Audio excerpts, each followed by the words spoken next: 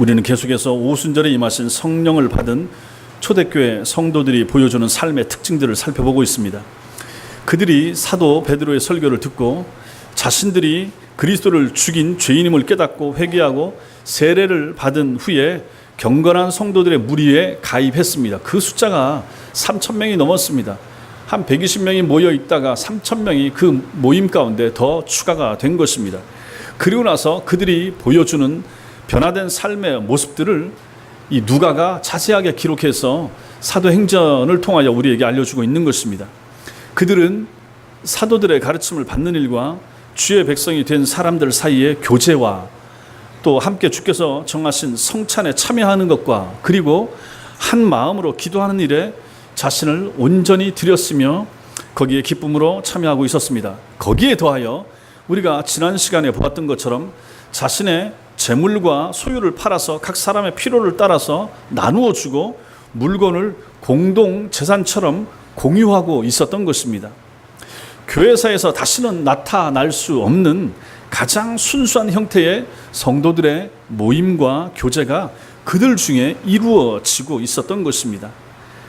그에 더하여 그들은 하늘의 기쁨, 온전한 기쁨, 순수한 기쁨으로 자신들의 영혼을 채우면서 살아가던 사람들이다 하는 것을 우리가 지난주에 살펴보았습니다. 오늘은 그들의 또 하나의 특징을 보게 됩니다. 그것은 바로 오늘 말씀에 나타나는 것처럼 순전한 마음입니다. 순전한 마음, 순전한 마음. 날마다 마음을 같이하여 성전에 모이기를 힘쓰고 집에서 떡을 떼며 기쁨과 순전한 마음으로 음식을 먹고 할 때 순전한 마음입니다. 성령께서 오늘 또 우리에게 이 말씀을 같이 나눌 때 깨닫는 지혜와 은혜를 주시길 바랍니다. 먼저는 이 순전한 마음은 연합된 마음을 말합니다. 연합된 마음. 여기에 모인 예루살렘의 그리스도인들은 모두 한 마음을 가지고 놀라운 연합을 이루고 있었습니다. 주님께서는 자신과 아버지가 하나이듯이 제자들이 하나가 되기를 위해서 요한복음 17장 21절에서 기도하셨는데 그 기도가 여기서 제자들의 하나됨을 통해서 응답되고 있는 것을 우리는 보는 것입니다. 여러분 생각해 보십시오. 3,000명이면 넘는 이 사람들, 기질이 다르고 배경이 다르고 자란 환경이 다 각기 다릅니다. 이러한 차이에도 불구하고 이 사람들이 성령의 은혜 안에서 모두가 하나가 되어 이처럼 놀라운 연합을 지금 이루고 있었던 것입니다. 이처럼 신약성경은 성도가 하나 되는 것, 교회가 하나 되는 것, 여기에 대해서 굉장히 많이 강조하고 있습니다. 사도 바울을 한번 생각해 보십시오. 이 사람 회심하기 전에 편협하고 아주 난폭한 유대인이었습니다. 그런데 이 사람이 변해서 쓴 글에 보면 골로새서 3장 11절에 보면 이렇게 말합니다. 거기에는 헬라인이나 유대인이나 할레파나 무할레파나 야만인이나 스구드야인이나 종이나 자유인이 차별이 있을 수 없나니 오직 그리스도는 만유시요 만유 안에 계시니라 이렇게 말하고 있습니다. 이제 더 이상 이 사람은 차별 말하지 않습니다. 차별이나 분리가 아닌 연합과 하나됨, 교회 안에서의 하나됨을 강조하고 있는 것을 보게 됩니다. 세상을 보십시오. 세상은 분열되어 있어서 집단과 계층이 보이게 또 보이지 않게 그렇게 나누어지고 있습니다. 이 시대는 우리 시대는 뭐 종과 주인, 뭐 상놈과 뭐 귀족 이런 신분 차이가 없습니다. 그러나 세상을 우리가 둘러보면 뭐 우리 시대에도 보이게 보이지 않게 그런 차별들이 존재합니다. 갑이 있고 을이 있고 아주 잘 사는 사람들이 있고 그렇지 못한 사람들이 있고 계층이 나뉜다 하는 것입니다. 그러나 참된 교회 안에서는 나누어질 수가 없다 하는 것을 이 말씀이 우리에게 가르쳐 줍니다. 참된 교회 안에서 모두가 하나인 것입니다. 예수 그리스도의 십자가는 허다한 사람들을 하나로 다양한 계층들을 묶어서 하나로 연합해 줄 수 있는 유일한 중재자가 되는 것입니다. 보십시오. 성령께서 임하시자 초대교회 성도들이 예수 그리스도 안에서 순전한 마음을 소유하게 되었고 참된 연합을 이룰 수가 있었습니다.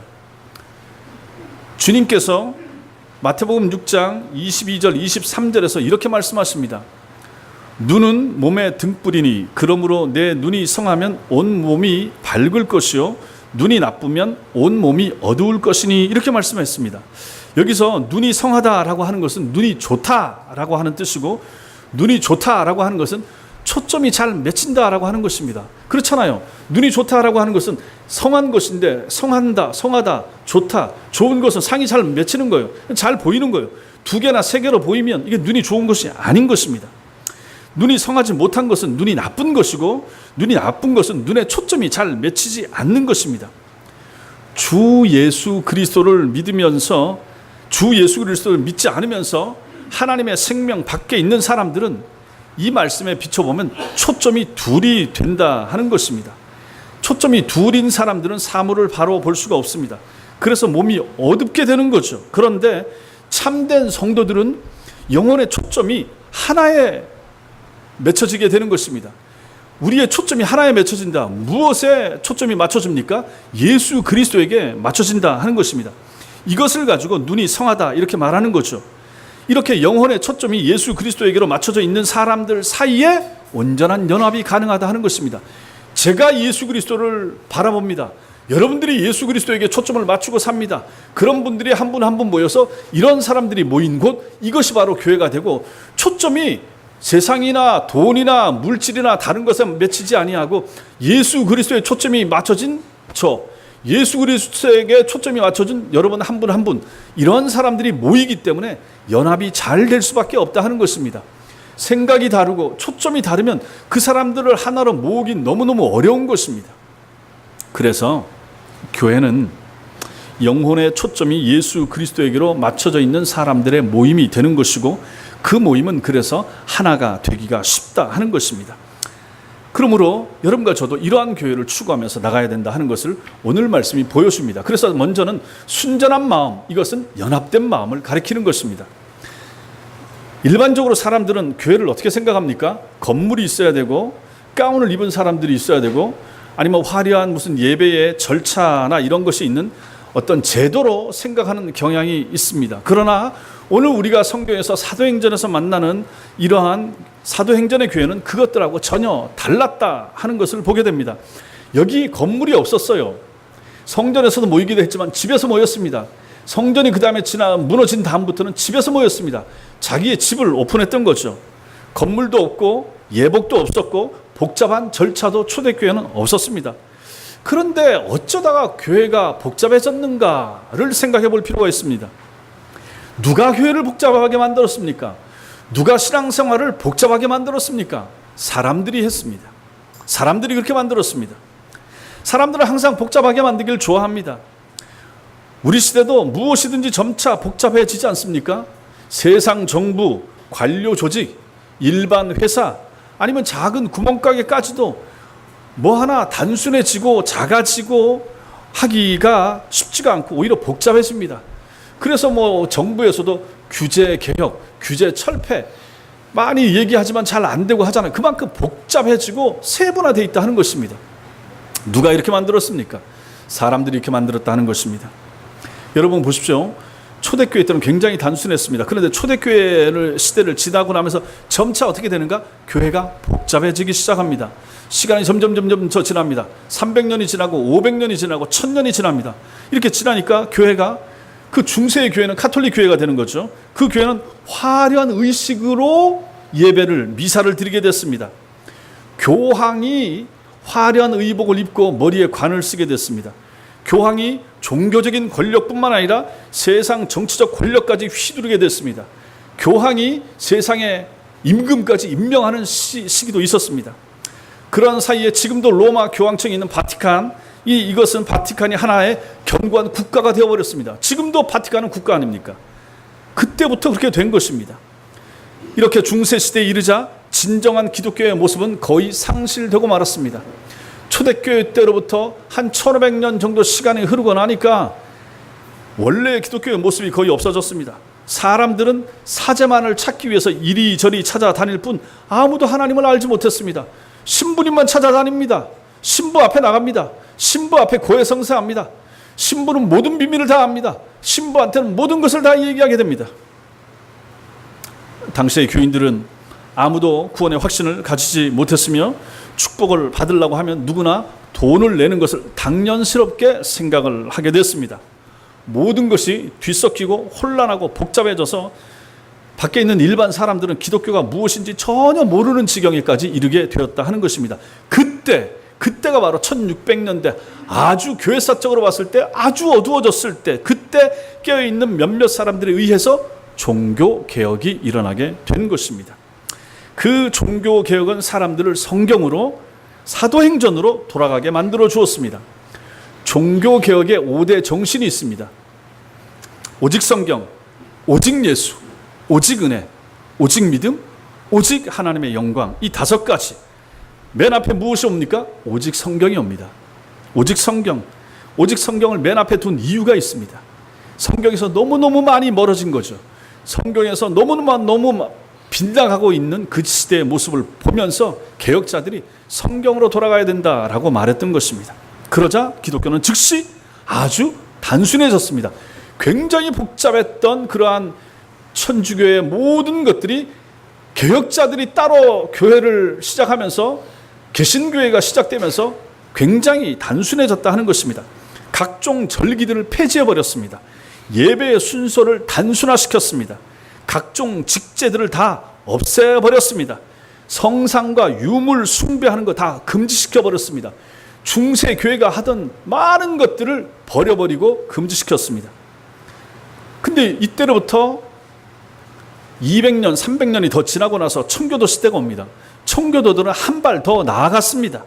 이들은 종교개혁마저도 그때 그렇게 개혁을 잘했지만, 그러고 나서도 여전히 교회 안에 로마 카톨릭의 요소가 너무 많이 아직도 남아있다. 그래서 충분치 못하다라고 주장하면서 그들은 근거를 갖다 댑니다. 이 모든 것들이 신약 성경 어디 있는가 묻는 거죠. 이걸 하느냐? 성경 어디 나오느냐? 이걸 하느냐? 이건 성경 또 어디에 나오느냐? 끊임없이 그걸 물었다라고 하는 것입니다. 청교도들은 종교개혁 시대의 개혁자들보다도 더 성경으로 돌아가고자 했던 것입니다. 이것이 기독교를 정결하게 만들고 순전하게 만든 17세기, 18세기의 청교도 신앙이었던 것입니다. 이처럼 복음은 지금 이것이 무엇을 얘기하는 것입니까? 복음은 단순하다 하는 것입니다. 복음은 언제나 복잡한 것을 제거하고 단순하게 만들어줍니다. 신앙생활도 마찬가지입니다. 단순한 것입니다. 예수 믿는 것도 실제로는 굉장히 단순합니다. 복음은 하나님의 방법은 순전한 마음이고 순전한 눈이라고 가르쳐줍니다. 하나된 마음과 하나된 눈을 말하는 것입니다. 초점이 예수 그리스도에게만 맞춰져 있으면 되는 것입니다. 거기에 자꾸 다른 것을 보려고 하고 거기에 자꾸 다른 것을 섞으니까 복잡해지는 것입니다. 신앙생활을 하면서 복잡해지는 것은 자꾸 사람들이 뭘 고안해내는 거예요. 목사들이 뭘 고안해내고 장로와 권사들이 자꾸 뭘 만들어내는 거죠. 교회에다가 자꾸 뭘 보태는 것입니다. 성경에 없는 것을 추가하다 보니까 신앙생활 자체가 복잡해지고 혼란해지고 어려워지는 것입니다. 복잡함이 인간의 방법인데 반해서 단순함은 언제나 참된 복음의 특징이 되는 것입니다. 참된 기독교의 모습은 순전함, 즉 단순함에서 찾을 수가 있는 것입니다. 세 번째로 우리가 여기서 생각할 것이 있습니다. 이것을 그러면 개개인에게 적용할 수 있습니다. 죄는 항상 복잡함을 가져온다 말씀을 드렸습니다. 여러분 생각해 보십시오. 아담과 하와가 타락하고 하나님을 거역하기 전에 그들은 참으로 단순한 삶을 살았습니다. 에덴 동산은 낙원이었죠. 그곳에 정부 필요 없었습니다. 그곳에 조직 같은 거 요구되지 않았습니다. 거기 타락하기 전에, 죄 짓기 전에 문제도 없었고 어려움도 없었습니다. 위험한 거, 아픈 거, 병드는 거 전혀 없었습니다. 이처럼 한 남자와 한 여자가 하나님의 뜻하신 대로 그분과 교제하면서 살았을 때는 본질적으로 삶이 아주 단순했습니다. 그런데 죄를 짓고 나니까 이 상황이 확 달라지게 된 것입니다. 하나님께 죄를 짓고는 부끄러움을 가릴 옷이 필요해졌습니다. 아니 둘밖에 없는데 부끄러운 거예요. 그래서 나뭇잎 가지고 옷을 만들어 입게 됐습니다. 하나님의 음성이 들립니다. 아담아, 하와야 어디 있느냐? 이 사람들이 도망갑니다. 하나님의 낯을 피합니다. 그래서 나무 뒤에 가서 숨었습니다. 죄를 짓고 나니까, 하나님 말을 안 듣고 나니까 하나님을 대면할 용기가 없어진 것입니다. 그리고 이들에게는 이제 보호가 필요하게 됐습니다. 뭡니까? 복잡해진 것입니다. 이제 복잡함이 죄를 짓고 나니까 그들 가운데 찾아온 것입니다. 결국 이들은 자신의 죄 때문에 에덴 동산에서 쫓겨나게 됐습니다. 앞으로 양식을 위해서 남자는 땀 흘려 일해야 됐습니다. 여자는 아이를 낳을 때 잉태와 해산의 고통을 더하게 됐습니다. 복잡하게 된 것입니다. 그런 게 없었거든요. 창세기 4장에서 아담과 하와의 아들 가인이 도시를 건설하기 시작했습니다. 이것은 복잡하게 이를 데 없는 문명의 시작이 여기서 나타나게 되는 것입니다. 문명의 시작은 복잡함의 시작이 된 거죠. 이처럼 죄는 삶을 복잡하게 만들고 어렵게 만듭니다. 반면에 은혜는 하나 되게 하고 연합하게 하지만 죄는 우리의 삶을 쪼개고 나누기 때문에 그런 것입니다. 항상 복잡해지는 것 속에는 죄가 있는 거죠. 죄를 지니까 복잡함이 오는 거예요. 거짓말을 하니까 또 다른 거짓말이 필요하게 되는 것이고, 하지 말라는 것을 하게 되니까 저쪽 가서 가리기 위한 악한 일이 또 나타나게 되는 거죠. 잔머리 써야 되는 거죠. 복잡해지는 거예요. 신경 쓸 것이 많아져야 되는 거죠. 하나님 앞에 순수하게 살고 말씀 따라 살고 하라는 걸 하고 하지 말라는 걸 안 하게 되면 단순해집니다. 그런데 그걸 안 하니까 주일날 교회 오라 그러면 오고 하나님 앞에 드릴 거 드리면 되는데 안 하려고 하고 빠지려고 하고 피하려고 하니까 거기에 다른 이유가 필요하고 거기에 또 다른 뭔가가 필요하게 돼서 복잡해지고 어려워지고 일이 꼬이게 되는 것입니다. 거기에 사단이 치고 들어오는 거죠. 단순한 것 속에서는 사단이 역사하지 못합니다. 우리가 사는 세상이 바로 이런 세상이 된 것입니다. 그러고 나니까 우리의 속사람도 또 복잡해졌습니다. 바울은 로마서 7장 22절 23절에서 이렇게 말합니다. 내 속사람은 하나님의 법을 즐거워하되 내 지체 속에서, 내 속사람 거듭난 사람은 하나님의 법을 즐거워하는데 내 지체 속에서 한 다른 법이 내 마음의 법과 싸워서 내 지체 속에 있는 죄의 법으로 나를 사로잡는 것을 보는도다. 하나님 말씀대로 살라고 하는 마음도 있는 반면에 내 마음대로 내 고집대로 살고자 싶어하는 마음이 또 있는 거예요. 내 속에 이 싸움이 있잖아요. 여러분 속에도 있고 제 속에도 있고 늘 이런 것들이 있더라 하는 것입니다. 복잡해진 것입니다. 바울 안에 두 명의 나가 있게 된 것입니다. 이것을 원하는 나와 저것을 원하는 나가 있다라고 말합니다. 복잡함과 분열과 갈등, 다툼, 적대하는 마음, 이것들이 바로 죄의 결과로서 우리 속에서 일어나는 일들이 된 것입니다. 우리 외부의 제도와 문화와 사회가 문명이 복잡해졌고 우리 내부의 속사람이 복잡해졌습니다. 무엇 때문에 이렇게 됐습니까? 죄 때문에 이렇게 됐다 하는 것입니다. 죄는 성도의 신앙, 여러분과 저 우리의 신앙생활도 복잡하게 만들었습니다. 주님께서 산상설교에서 뭐라고 그러셨습니까? 너희가 하나님과 재물을 겸하여 섬기지 못하느니라 이렇게 말씀하셨습니다. 하나님과 재물을 겸해서 섬기려고 하지 말라 말씀하신 거죠. 이것은 대다수 기독교인들이 세상 속에서 부딪히는 결정적인 문제가 여기에 있다 하는 것을 말씀하시는 것이죠. 성도들의 마음이 나뉘어집니다. 하나님만을 잘 섬겨야 한다라고 알고 있지만 현실은 재물을 더 열심히 섬기는 쪽으로 다가갑니다. 돈이 필요한 거예요. 내 손에 있는 돈 내기도 아깝고 나만 가지고 쓰고 싶어 하고 이런 마음들이 자꾸 생기게 되는 거죠. 하나님만을 잘 섬겨야 한다라고 알고 있지만 현실은 재물에 집중하는 쪽으로 나아가는 것입니다. 그래서 이들은 마태복음 6장 31절 말씀처럼 무엇을 먹을까? 무엇을 마실까? 염려하는 것입니다. 무엇을 살까? 무엇을 입을까? 그런 것에 대해서 계속해서 마음을 쓰게 된 거죠. 내일 무슨 일이 일어날까? 걱정하게 되는 것입니다. 주께서 염려하지 말라고, 걱정하지 말라고 산상수훈에서 보배로운 말씀으로서 주신 말씀인데 우리의 삶이 과연 그렇습니까? 얼마나 걱정이 많습니까? 한 주 살 걱정이 있지 않습니까? 한 달과 다음 달과 내년과 앞날과 노후에 어떻게 살까를 끊임없이 우리는 염려하면서 걱정하면서 살아간다 하는 것입니다. 이렇듯 마음이 나눠져 있는 것입니다. 마음이 나눠져 있고 산만함으로 마음속에 충돌이 일어납니다. 충돌이 계속해서 일어나는 거죠. 하나님과 재물이 충돌합니다. 하늘과 땅이 충돌합니다. 순간과 영원이 충돌합니다. 영원을 붙잡아야 되는데 자꾸 순간에 투자하고 싶어지는 유혹이 드는 거예요. 무엇이 가장 중요한지도 잘 모르게 되는 것입니다. 이 모든 것이 바로 죄가 가지고 온 복잡함이 되는 것입니다. 그러나 사람들이 여러분과 저도 마찬가지지만 복음을 믿는 순간 달라지게 됩니다. 단순함이 찾아오게 되는 것이죠. 복음이 가져온 단순함이 있습니다. 순전한 마음이 찾아옵니다. 정말로 여러분과 제가 하나님을 만났다 그러면, 성령을 받았다 그러면 마음이 순전해집니다. 한 번에 되는 건 아니지만 차츰차츰 점차점차 마음이 순전해집니다. 삶의 질서가 생겨납니다. 시편 84편 5절에 그 마음에 시온의 대로가 있는 자 이렇게 말합니다. 사람들이 예수 그리스도를 믿게 되면 그들의 마음에 길이 하나가 생깁니다. 마음의 대로, 마음의 시온의 대로가 열립니다. 예수 그리스도를 향한 길이 쫙 뚫린다 하는 것입니다. 복잡하지 않습니다. 연합의 원리가 생겨나면서 순전함이 들어서고 복잡함이 사라지게 되는 것입니다. 이것이 바로 사도행전 2장에 성령의 은혜를 체험한 모든 사람들에게서 이러한 일이 일어난 것입니다. 여러분과 저 속에도 이런 일이 나타나게 되길 바랍니다. 자, 그렇다면 주님께서는 어떻게 성도들의 삶이 단순해지고 순전해지게 만드실까요? 어떻게 하나님께서는 이 일을 이루어 가실까요? 그래서 먼저 그들이 자신의 영혼의 중요성을 깨달을 때부터 그게 가능해집니다. 영혼의 중요성을 먼저 깨달아야 됩니다. 사람들이 예수를 믿고 성도가 될 때 궁극적으로 가장 중요한 것이 무엇입니까? 내 영혼입니다. 내 영혼이에요. 예수 믿고 천당 간다라고 하는 것은 일단은 내 영혼이 하나님 나라 들어가는 거예요. 우린 다 죽습니다. 죽으면 일단 예수님 재림하기 전에 이 몸은 다 썩습니다. 화장하든지 땅에 묻든지 뿌리든지 없어집니다. 천당 들어가는 것은 내 영혼입니다. 어디에 붙어 있는지 모르지만 내 영혼이 하나님 나라 간다 하는 것입니다. 그래서 중요한 것은 영혼입니다.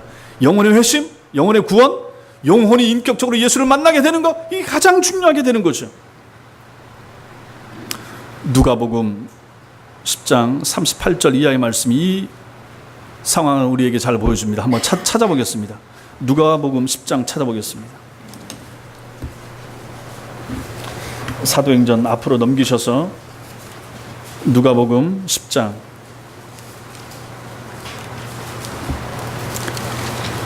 누가복음 10장 38절부터 42절까지 신약성경 111페이지 누가복음 10장 38절부터 42절 마지막 절까지 같이 읽겠습니다. 시작. 그들이 길 갈 때에 예수께서 한 마음에 들어가심에 마르다라 이름하는 한 여자가 자기 집으로 영접하더라. 주의 발치에 앉아. 마르다는 준비하는 일이 많아 마음이 분주한 자라.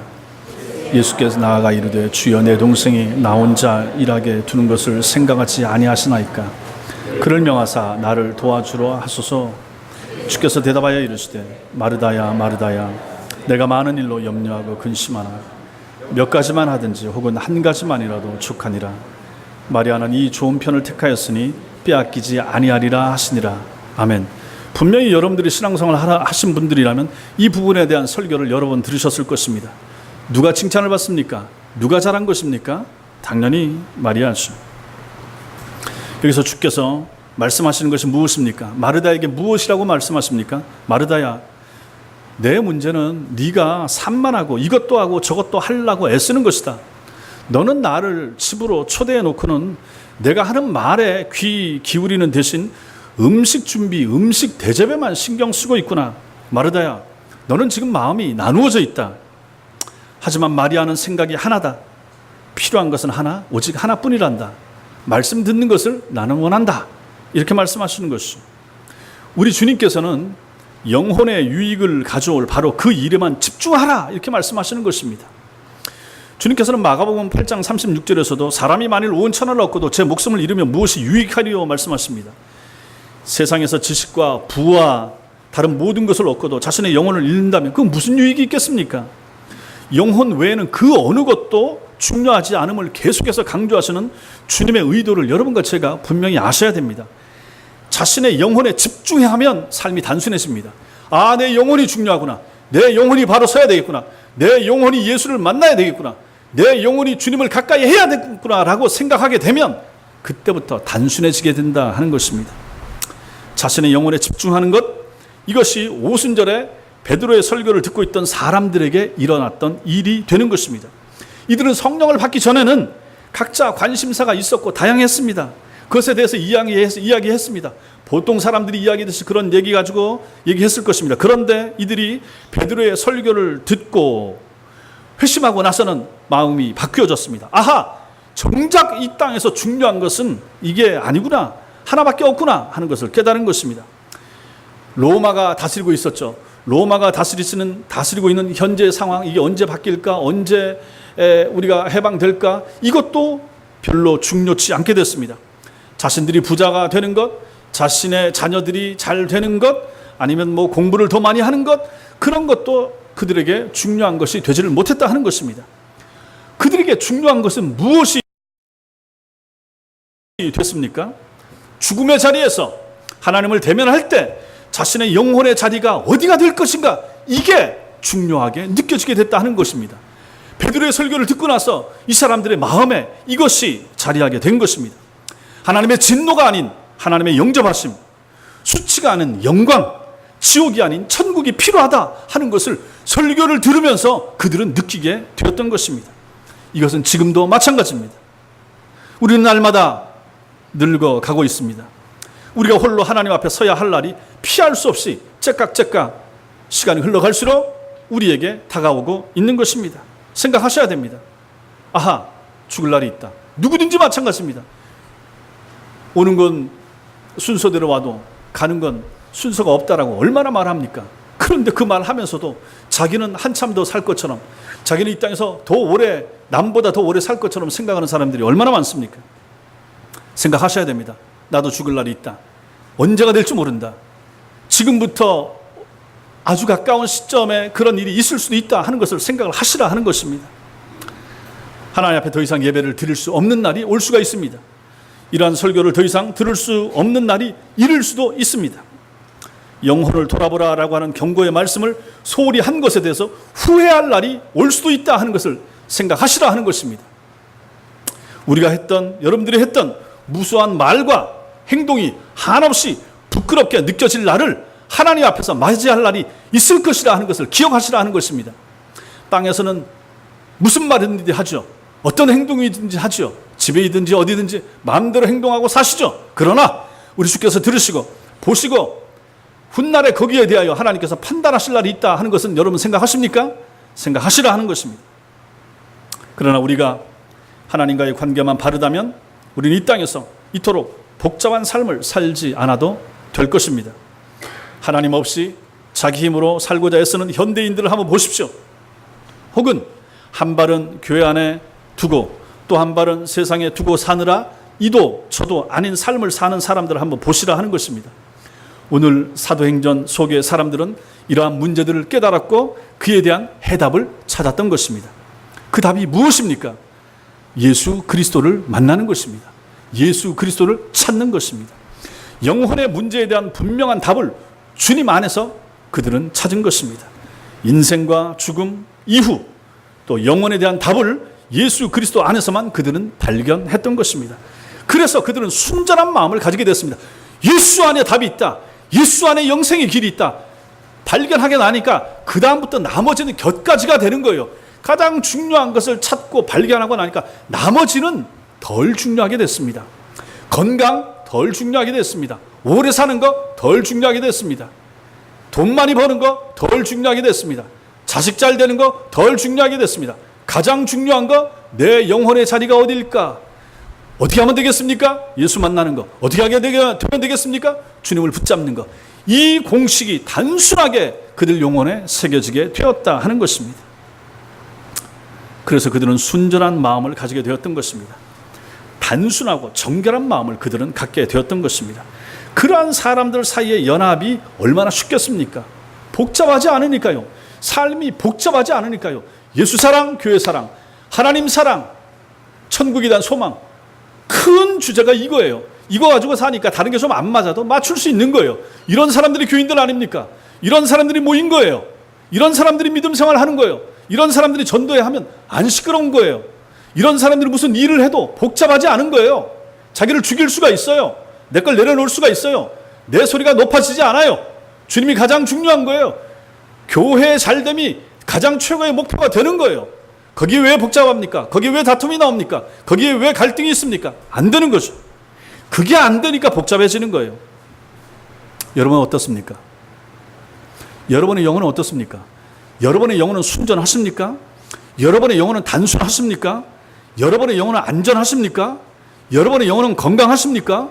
여러분의 영혼의 초점은 지금 어디에 맞춰져 있습니까? 여러분의 영혼을 한번 돌아보십시오. 이 순전함은 우리의 마음에 지대한 영향을 미칩니다.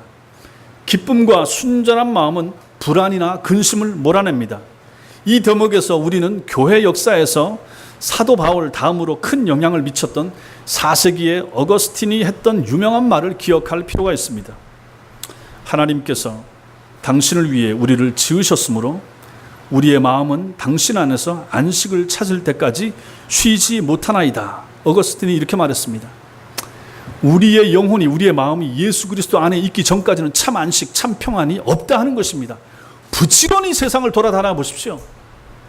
세상에서 이것저것 다 취해보십시오. 거기 만족이 있습니까? 거기 평안이 있습니까? 참된 기쁨이 있었습니까? 참된 즐거움이, 영원한 즐거움이, 영속되는 즐거움이, 천국까지 이어지는 즐거움이 그 속에 있었습니까? 없다 하는 것입니다. 안 된다 하는 거죠. 온 우주가 나서도 우리에게 만족을 주지 못합니다. 우리가 풍족한 재산이나 학식을 가질 수 있지만 이것들이 항상 마음의 평안과 안식을 가져다 주지 못하는 것입니다. 이렇게 세상이 우리를 만족시킬 수 없는 것은 전도서 3장 11절 말씀처럼 하나님이 사람에게 영원을 사모하는 마음을 주셨기 때문에 그런 것입니다. 영원을 사모하는 마음은 땅의 것 가지고는 채울 수가 없는 거예요. 땅의 것을 아무리 채우려고 해도 영원을 추구하는 우리의 영혼은 결코 채울 수가 없다 하는 것입니다. 우리의 마음이 영적으로 만족을 얻지 못하면 세상에서는 언제나 목마를 수밖에 없습니다.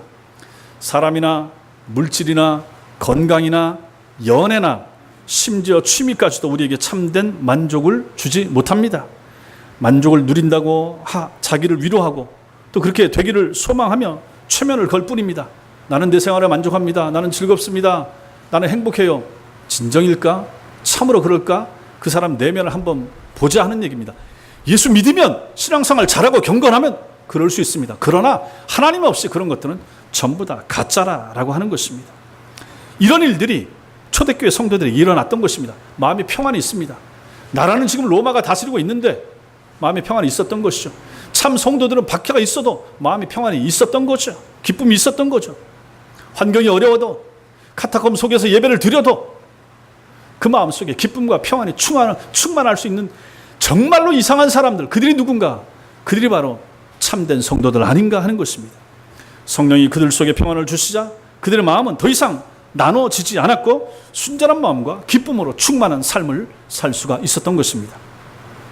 사랑하는 열린문교회 성도 여러분, 순전함은 연합함이고 단순함입니다. 순전함, 오늘 여기 나타나는 순전한 마음, 연합하는 것입니다. 단순한 것입니다. 단순한 것이 쉽게 연합할 수 있으며 연합하는 것들의 특징은 단순함에 있습니다. 예수를 바로 믿으면 그 사람의 삶은 단순해집니다.